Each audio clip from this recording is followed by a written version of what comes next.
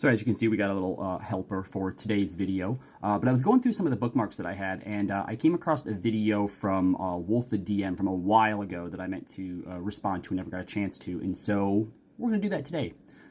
So the video in question was the Banishment double standard thing, and I, in part, in certain aspects, agree with Wolf, and in certain aspects, I don't.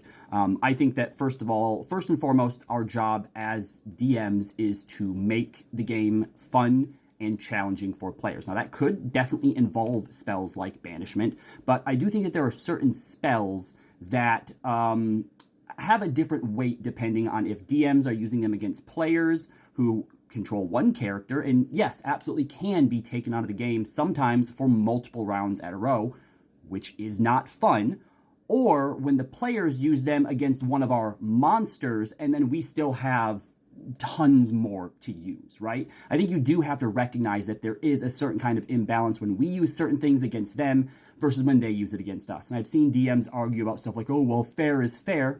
Is it though? Because we get things like legendary resistances, legendary actions, lair reactions. Well, we need those to be able to keep up. Yeah, I know, to keep up with the action economy. It's not quite the same, one player versus us, but that's the point. Things are not created equal and fair between players and between GMs. And while, of course, you can absolutely use things like Counterspell, Silvery Barbs against your players, Banishment, etc., you're right, there's no rules against that, but if at the end of the day, what ends up happening is a player ends up sitting out, 2 of 4 turns across a 30 or 45-minute combat, like, that's not fun for people, right? Some tables might be fine with it, that's cool, but you also have so many more tools at your disposal than the players do as well in how you can treat things, right? So you don't always have to default to those things when you know that it may end up resulting in a player not having as much fun.